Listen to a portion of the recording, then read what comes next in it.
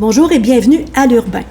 J'ai le plaisir aujourd'hui de rencontrer M. Régent Doyon, musicien, auteur, compositeur, interprète et accordeur technicien de piano depuis 35 ans. Il nous présente aujourd'hui son 4e album solo, Entre ciel et mer, et ce, après seulement un an après avoir sorti son 3e album qui est La Muse, je pense. Alors, avant de rencontrer M. Doyon, nous allons écouter un extrait de l'album.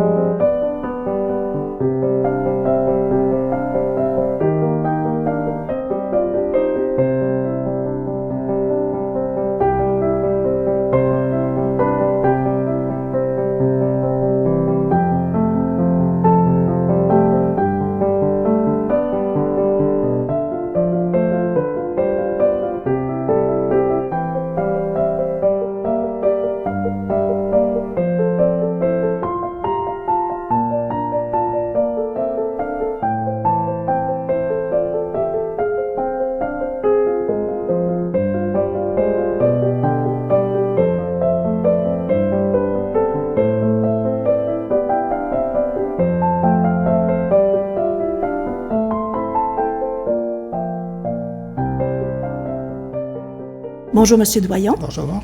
Alors, Entre ciel et mer comprend 14 nouvelles compositions instrumentales et 100% piano. C'est bien ça? C'est ça.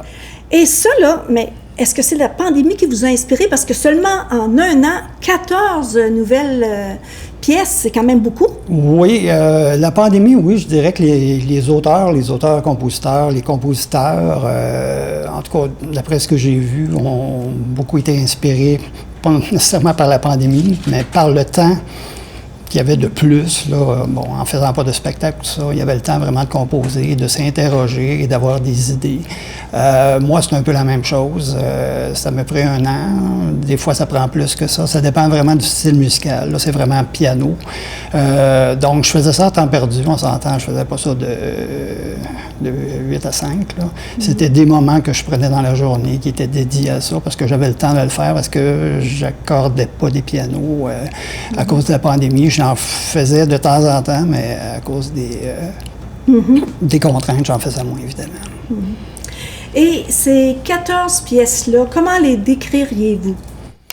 OK, c'est un peu, je dirais, moi je compose beaucoup avec des images, j'aime beaucoup la musique pour le cinéma, tout ça. Fait que, ce qui m'inspire, c'est des moments, je dirais, le genre de photos, si on veut.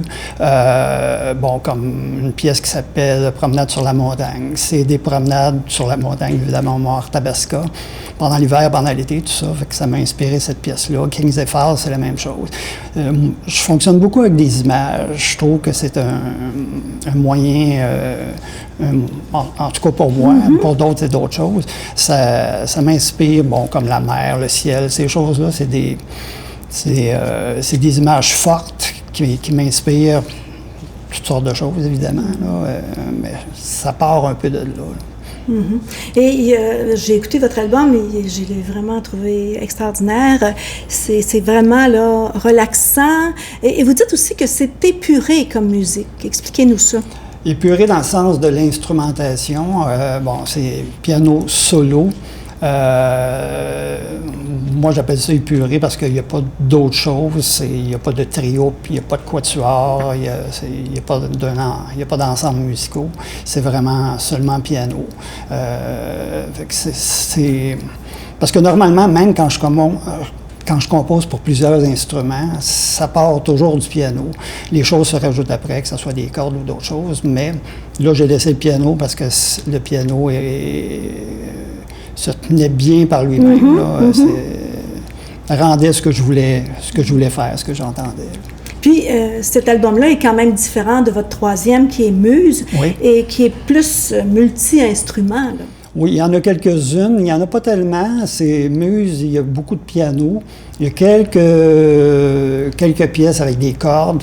Mais l'ensemble de la pièce, je dirais les trois quarts, c'est aussi du piano. C'est mon instrument de prédilection parce que c'est un instrument que je connais bien, que j'utilise quand même souvent, soit par mon travail ou par la création. Oui, c'est ça. On a parlé quand même des pièces. J'aimerais que vous nous parliez aussi des mélodies que vous dites tournées vers le futur. C'est une pensée un peu, je dirais, positive, de voir le futur d'un bon œil. J'ai toujours été positif dans la vie. Fait que, je ne regarde pas le passé, je regarde vraiment vers l'avant. Fait que c'est des mélodies, oui, tournées vers le futur, tournées vers ce qui est positif dans la vie. C'est un peu ça que je voulais dire. OK, c'est bon. Puis, le titre, pourquoi ce titre-là, Entre ciel et mer? Entre ciel et mer, c'est un peu un espace indéfini. C'est un petit peu un espace, bon, je l'appelle planant, flottant. Où est-ce que le temps est un peu suspendu. C'est ça que je voyais. C'est pour ça que j'ai pris la photo. La photo de l'album vient de Rivière-du-Loup. On voit le ciel et la mer. Et moi, je me sens toujours un peu... c'est ça, le temps s'arrête quand je suis dans des paysages comme ça, surtout dans le bas du fleuve. Fait que c'est pour ça que ça m'a inspiré, ça. Et d'ailleurs, j'écoutais certaines pièces, puis je travaillais en même temps. Tout à coup, je me suis surprise à regarder par la fenêtre, puis m'arrêter, là. Juste écouter, apprécier, vraiment, et si c'était votre objectif, il a été atteint, en tout cas avec moi, ça c'est certain. Ouais, merci. Donc, vous nous dites qu'il y a des pièces qui sont suspendues dans le temps, mais il y a d'autres pièces qui ont été inspirées comme par le mont vos promenades dans le mont Arthabasca, oui, puis à King's Fall, puis tout ça. C'est ça, exactement. Mais les autres, c'est vraiment... Tantôt, je parlais d'images, ça vient vraiment de ça, entre ciel et mer. Bon, j'ai pensé beaucoup à Rivière-du-Loup, ce coin-là dans le bas du fleuve. Bon, il y a d'autres pièces qui se rattachent à la mer, au ciel. Bon, j'aime beaucoup ces thèmes-là. Je les ai utilisés dans mes autres albums aussi. C'est des choses qui m'inspirent. Fait que c'est ça. C'est les images que moi, j'aime mettre en musique, si on veut. Et vous nous dites que vous vous êtes donné un défi, qui est de vous renouveler dans la continuité. Expliquez-nous donc ça. Se renouveler dans la continuité, c'est d'avoir son son, d'avoir son style, mais en copiant pas ce qu'on a fait avant. Ce qui peut sembler banal, mais c'est facile de reproduire les mêmes choses, les mêmes patrons, les mêmes mélodies. Fait que j'essaie toujours de sortir un petit peu de ma zone de confort puis d'aller un peu plus loin pour sortir des choses que j'ai pas fait avant, soit côté mélodie, point de vue harmonique, accord, tout ça. J'essaie d'aller plus loin. J'espère que je réussis des fois, là. Mais c'est pour ça que j'écoute souvent mes pièces que j'ai faites auparavant, juste pour voir, bon, OK, je me répète pas trop, c'est bon, je m'en vais dans la bonne direction. J'aime ça, regarder les pièces que j'ai faites, soit 2 ans, 4 ans, 5 ans auparavant, pour voir s'il n'y a pas de redondance là-dedans, dans ce que je fais de nouveau. Et cet album-là, comment peut-on se le procurer? C'est ça. Je fais très peu d'albums physiques maintenant. C'est pour du monde dans la parenté. Bon, j'en ai fait quelques-uns, mais c'est les plateformes qu'on connaît. Ce sont les plateformes de Spotify, YouTube, iTunes, Apple Music. Donc, la plupart des médias sociaux, là. Oui, c'est ça. Tout le monde met ça là maintenant parce que c'est l'endroit où il faut aller. On est rendu là. Et si on voulait acheter l'album, je pense qu'on pourrait, là. Oui, on peut. Les albums peuvent s'acheter sur iTunes. et sur Bandcamp. Bandcamp, c'est un autre site où est-ce qu'on peut écouter les musiques et aussi les acheter. OK. Soit la pièce, soit l'album au complet. OK. Et c'est l'album, je pense que c'est... C'est autour de 10 $. 10 C'est ce qui est suggéré par iTunes, généralement.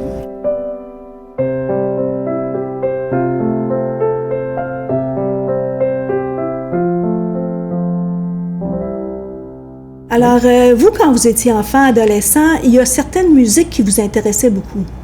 Oui, là encore, je fais beaucoup un rapport avec la mer. Bon, il y a des vieilles émissions sur ma génération, on va savoir de quoi je parle. Bon, Voyage au fond des mers. Il y avait des musiques là-dedans que je trouvais belles, que je trouvais là, qui me rejoignaient beaucoup. C'était un peu parti de là, mais les séries d'enfance, j'écoutais beaucoup, à Radio-Canada, Larry Boulding, tout ça. Bon, il y avait un compositeur qui faisait la musique live, qui s'appelait, je me souviens, il me semble Herbert Roof, c'était un Allemand, puis il accompagnait ça, c'était une musique, puis je trouvais ça, les gobelets, c'était un peu la même chose, c'était le même compositeur, puis ça m'accrochait. J'aimais ces mélodies-là, je trouvais que ça mettait de la vie avec les images. C'est parti un peu de là. Puis plus tard, c'est en allant voir des films. J'ai remarqué les compositeurs qui avaient fait ça. John Williams à l'époque, il y avait Ennio Morricone, les grands compositeurs. Puis je regardais les génériques, ça m'intéressait. Ça m'a toujours intéressé. Et c'est comme ça que vous avez étudié en musique, donc vous avez un bac en musique. Vous êtes allé à l'école aussi, Aubry Willis, pour votre travail d'accordeur aussi. Oui, c'est ça. C'est un cours que j'ai suivi il y a à peu près une quarantaine d'années. Puis ça fait depuis ce temps-là que je suis accordeur, que j'accorde et que je répare des pianos. Alors, c'est un album à écouter et à réécouter, Entre ciel et mer. Merci beaucoup pour cette musique inspirée et inspirante. Okay, merci à vous.